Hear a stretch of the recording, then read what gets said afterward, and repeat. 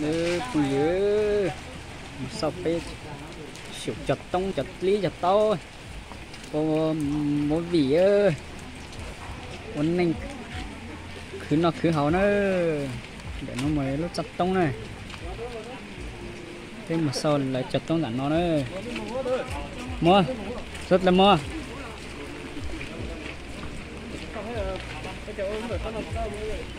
thế là tiền của mà sau sẽ bộ tàu lấy nó đó lấy mặt tôn thì ok là dễ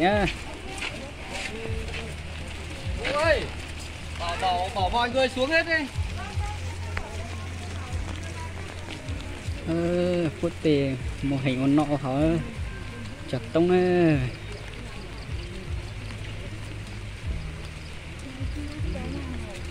ra nó nữa tầm mà ít kiểu ít lúc học bài kiểu lúc học phá nữa tụi nó mặt chỉ không chỉ cho cháu trả sợ này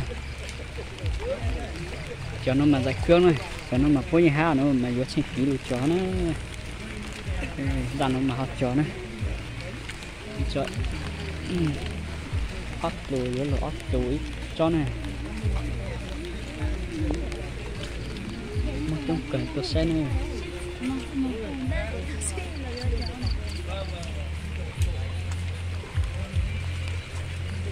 mất trong cần nó tôi xe là được cái này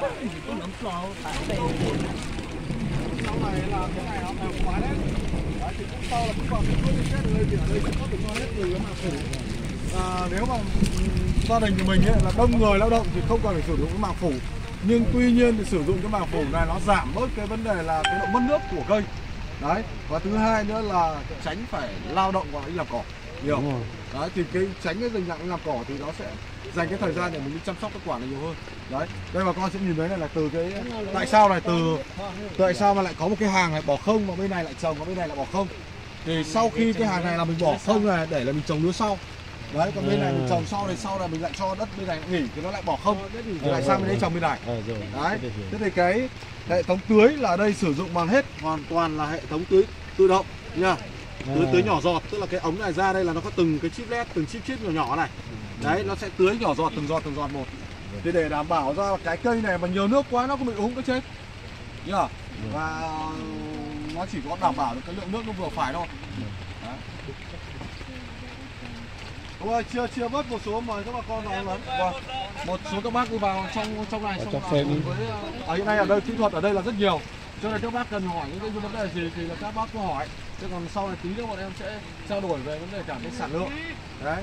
Tức là 1 hecta mình cứ nói là 1.000 thôi nhé, 1.000 mét vuông đất. Thì trồng cái này nếu mà chăm sóc tốt thì nó sẽ đem về tầm từ 5 đến 6 tấn. Đấy mà vụ 5 đến 6 tấn trên 1.000 mét vuông. Thế nên nếu mà như cái diện tích của cái vườn này nó là rơi vào 1 ha4 thì nó rơi vào nó rơi vào khoảng tầm 80 tấn. Đấy, tầm 80 tấn trên 1 ha4, tức là cái vườn này sẽ thu nó nằm ở trong phạm vi khoảng 80 tấn. Đấy.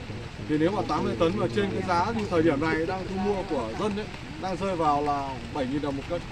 Nhưng cái này sau này mua bán ấy là nó giá theo giá thị trường chứ nó không có là giá cố định nhá. Đấy, cho nên là giá nó xuống thì bên công ty sẽ mua xuống.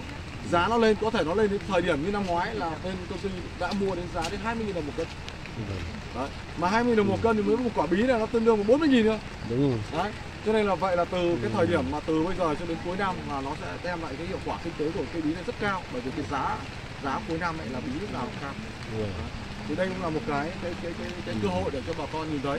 Thế thì từ cái cột cái thứ mọi cái bà con xem xong là ai có những cái ý kiến nào hỏi mọi cái như nào thì hôm nay chúng tôi sẽ trả lời hướng dẫn hết cho bà con, để sau này bà con có về bà con làm thì ở Mường Trà đây là hợp tác xã Nam Dương là chỗ anh Thanh đây sẽ trực tiếp ra đây và hỏi anh Thanh sẽ hướng dẫn. Đấy, còn khó khăn những cái việc gì nữa thì bên công ty chúng tôi sẽ trực tiếp từ ở dưới Điện Biên lên bọn tôi sẽ hướng dẫn cho, để đảm bảo là khi làm vào là phải chăm chỉ tập trung vào. Mình cứ nói nôm na bà con ở nhà có thể là đến ngày đi uống rượu chẳng hạn, mình nói ví dụ như ngày hôm nay là mình phải phun thuốc thì nhà có công to việc lớn gì nữa giải quyết xong nhưng vẫn phải đi phun thuốc cái ngày đó thì nó mới đem lại hiệu quả. Còn nếu mà các anh có thể bảo ôi hôm nay có việc rồi, hôm nay không đi phun thuốc đâu để mai ngày kia thì cái câu chuyện cái vườn bí này nó hỏng đi các anh sẽ biết là mất rất nhiều tiền. Đúng rồi. Đấy. Ví dụ như cái vườn này doanh thu nó có thể là rơi vào mấy trăm triệu cơ, 500-600 triệu một cái vườn này thôi. Nó không phải ít tiền đâu. Thế nên là cái câu chuyện đặt ra là các anh đã bước vào lao vào cái quả này là các anh phải tập trung cao độ từ vợ, chồng, con cái, ông bà. Có nghĩa là có nhân lực đâu ra là làm hết. Đấy. Thế thì đối với đây này, tất cả những cái cây này là cứ cách nhau mỗi một giấy này là 30 phân. Đấy nhá. Vâng. Đảm bảo cho phải tất cả các thốc này là phải đảm bảo sống được hết. Thì khi đấy sau này mình ươm bằng cái khay nhựa. Đấy, xong rồi ra đây là từng cây một. Đấy. Và hệ thống tưới là phải chuẩn bị hệ thống tưới cho nó chuẩn chỉ. Cứ mỗi một cái dây này trung bình một cái dây này sẽ nuôi được từ 2 cho đến 3 quả. Khi cắt quả một, nếu như quả nó phải đen như thế này kiếm được cắt, còn cái quả này là chưa được cắt nhá. Đấy. Quả nào còn xanh thì có nghĩa là mình sẽ để lại. Đây ví dụ như quả này là chưa đạt tuổi để cắt thì do là mình phải để lại. Mà để lại khoảng 5 ngày nữa thì cái quả này mình lại được thu. Đấy, cho nên không phải cứ nhìn thấy quả là mình cắt nha. Cứ quả bao giờ nó phải đạt tuổi đó là phải đen như này thì nó đạt tuổi để mình cắt. Đấy. Thì khi mình cắt quả một này đi thì bắt đầu nó lại tiếp tục nó ra những cái quả kế tiếp, cái quả nhỏ nhỏ trên. Nó không ấy, mà không cắt ấy thì cái quả nó ra là nó sẽ bị nó sẽ bị hỏng. Đấy nha, vì cái sao chất dinh dưỡng nó không đủ để nuôi cái quả này, nó sẽ chết. Đấy, khi mình cứ cắt xong lại ra. Cho nên nó càng chăm sóc tốt thì cái cây nó sẽ đem cho mình rất nhiều quả. Đấy. Thế sau khi cái dây này nó mọc lên ấy thì có những cái nhánh ra thì chúng ta cần phải kéo cắt đi. Chỉ có để nuôi mỗi một dây đâu. Như vậy là cái thời gian ra phải dành thời gian rất nhiều dành cho vườn. Thì cũng giống như bà con đi làm thuê thôi. Đi về các công ty ở dưới kia làm ấy là một ngày các bà con đi làm là lương tháng là 7 triệu đúng không? Thì phải làm là đủ bao nhiêu, đủ số ngày làm việc. Thì vậy là cái trồng cái vườn này của chúng ta là sao? Cũng phải đảm bảo ngày nào cũng phải ra vườn. Và câu chuyện đem lại cho mình không phải là 7 triệu nữa mà có thể nó sẽ cao hơn. Đúng không ạ? Đấy. Thì đấy là cái đấy là bà con phải nhấn mạnh được cho cái việc là làm kinh tế là phải như vậy. Chứ không thể là thích thì ra làm, không thích thì nghỉ, cái đấy không có. Cho nên là mong muốn nhất là mỗi một cái dây này chia tỷ lệ trung bình nếu được 4 quả là thành công rồi. Có cây có thể nó chỉ ra 2 quả thôi. Có cây nó có thể ra 5 đến 6 quả thôi. Đấy, có nghĩa là nó liên quan đến quan trọng nhất đó là cái phân này. Việc phân thì chúng ta dùng một phân gì? Nhà nào cũng có trâu bò luôn. Vậy bây giờ chúng ta không bỏ đi nữa, chúng ta gom nó hết lại, lắp đống vào. Sau đấy là mang ra trộn hết cái phân đấy. Tất nhiên là đưa khi mà để làm cái phân đấy chúng ta phải ủ đắp đống vào, lấy cái ni lông và đồng nghĩa là trộn với vôi, trộn tiếp với cái nấm Chicho để mang vào, xong là ủ trong thời gian khoảng 20 ngày thì chúng ta đưa ra này thì đương nhiên là cái phân đấy nó sẽ không có bệnh và những cái hạt cỏ ở trong đấy nó sẽ bị chín đi, có nghĩa là sẽ không mọc được nữa. Đấy, cho nên là sau khi đi này, làm cái luống này thì đây hiện tại bây giờ cái luống này là làm đang bị hơi bị sai, có nghĩa là hơi bị thấp.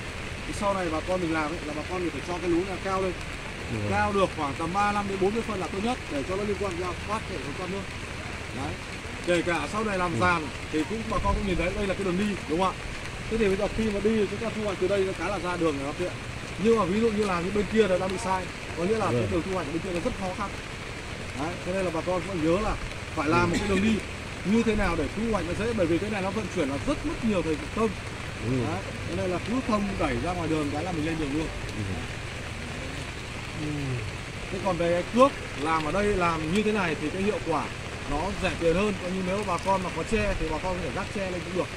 Đấy, rác tre lên, thế còn cái lưới này thì nó không có đất, nó chỉ có hơn có 100.000 một cân thôi, nó khoảng 120.000 một cân, 110, 120.000 cân. Một cân này nó kéo dài 100 mét thôi. Đấy. Cho nên là khi mà nó trùng lại thì nó là làm kéo rộng ra, khi mà kéo căng ra thì nó sẽ thu nhỏ lại.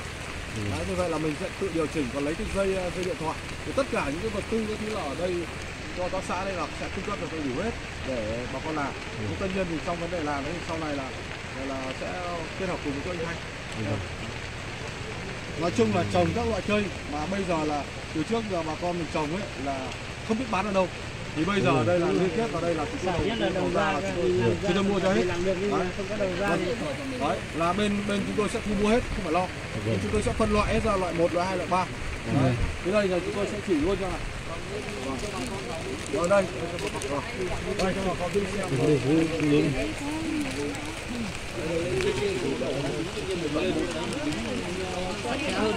Cho bà con nhìn luôn.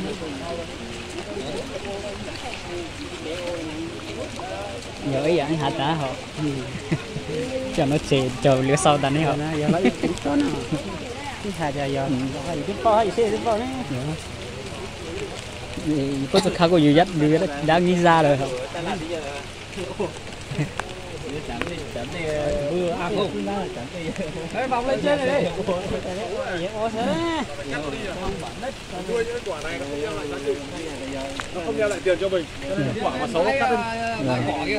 Đây là quả 6 này. Quả 6 này phải cắt bỏ đi này. Những quả này bỏ hết. Những cái để thì nó cũng ăn mất chất dinh dưỡng của mình thôi, đến nó nuôi quả khác. Đấy. Mấy quả này là loại 1 rồi, những quả như này này. Đây loại 1 rồi. Đây, quả này gọi là loại 1 này. Loại này là phân loại, lúc bắn ra để phân loại.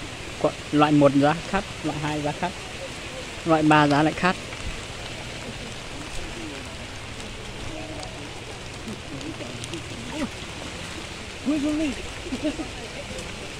Nhiều nữa.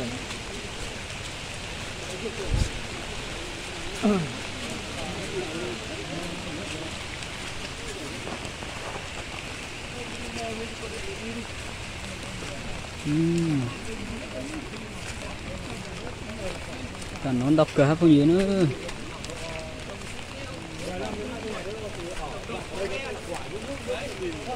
Sau này nó sẽ làm như quả. Đấy. Bây giờ là tạm thời, bây giờ là đang tập trung để thu hết toàn bộ những cái phía bên hàng này. Đấy. Đây là những cái quả như thế này thì mình sẽ đưa vào lò loại 1 này. Như quả này nó nhỏ này thì quả này nó chưa đến tuổi phải vặt được nhá. Quả này nó còn non. Đấy. Nhưng nếu mà như quả mà nhỏ như thế này thì nó gọi là loại 2. Đấy, chứ không được là loại 1. Đấy, loại 1 nó thành những quả đều đẹp như này. Cân 2 cân trở lên, 3 cân không. Tất cả quả của nó tiêu chuẩn mà bên này thu là từ 1 cân 3 lên đến khoảng 2 cân là loại 1. To hơn nữa thì nó cũng không phải là tốt đâu. Nó chỉ vừa tầm thôi, nhưng mà dài là khoảng 40 phân. Quả nó là 40 phân, đây quả này như thế nào đạt rồi này. Cái này phải 50 rồi chứ. 50 phân rồi. Quả này nó ok rồi, không sao. Từ 40 phân trở lên thì sẽ được loại 1, nhưng nếu mà dưới 40 phân thì sao? Sẽ là loại 2. Tức là cái giá nó sẽ rẻ đi rất nhiều. Nó sẽ phân loại. Nó phải phân loại ra. Bởi vì làm bây giờ cái gì nó phải có 2 loại thôi hay là 3 loại đấy anh? Đúng không? 2 loại thôi chứ hay là 3 loại? Nó phải 2 đến 3 loại. Nếu có quả xấu quá thì phải loại 3. Vậy à? Đấy, quả cong có thứ là đều chuyển sang loại 3. Sau này đây này, tất cả trên cái dàn này là gần như là quả sẽ bao phủ hết. Trên cái dàn này nó sẽ bao phủ quả hết. Thế bây giờ là cây nó vẫn đang phát triển. Thế là tới đây là bắt đầu đây là những cái ngọn này nó lan ra. Thì tới đây tất cả quả nó sẽ tàn xuống. Nhìn thấy đây là cái quả này này. Quả này nó ngắn quá này. Nó rất đẹp nhưng mà nó sẽ là sang loại 2. Đấy, quả nó ngắn. Đẹp nhưng mà nó ngắn. Chọn theo là quả nào để cắt được. Đây là chẳng hạn như mình nhìn đây. Những quả nào đen, đây quả này cắt được lại, những quả này không cắt được nhá. Đấy. Như quả nào đen rồi thì chúng ta cắt, còn quả nào chưa đen thì không phải cắt. Chưa đủ tuổi để cắt. Cái tuổi nó cắt mà sớm quá thì nó sẽ lãng phí. Như quả này sau này bỏ đi này, quả này không cần. Quả này loại đi. Quả này là loại ra để không ăn chất dinh dưỡng đúng không? Ra rất nhiều. Thu 2 lần rồi được 20 tấn rồi. Đấy. Đây là lần chuyển ngày mai là sẽ thu này, ngày mai sẽ thu thì cái chất lên trên đường là rất là nhiều. Thì sau này những cái quả, ví dụ như là cái quả ấy kìa, nó nằm ở cái cạnh ấy, thì mình phải ra mình kéo xuống ra mình gẩy nó ra. Đấy, đây là những nào nó chấm chẳng hạn mình gẩy nó ra. Thì để cho quả nó thẳng. Nó thẳng thì là nó sao? Nó mới đem lại cái giá trị. Đúng không?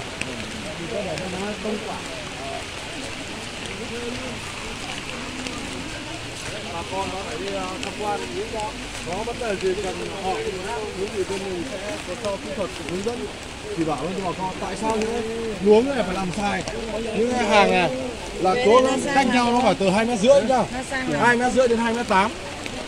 Cách ra càng rộng càng tốt. Thì làm như thế là lý do là sao, là để cái thời gian để mình đi. Và thứ hai là cái ngọn này nó lan ra để nó ra nhiều quả.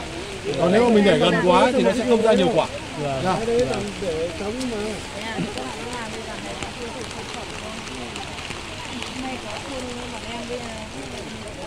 Mình là người mình trà đấy. Mình trà đấy.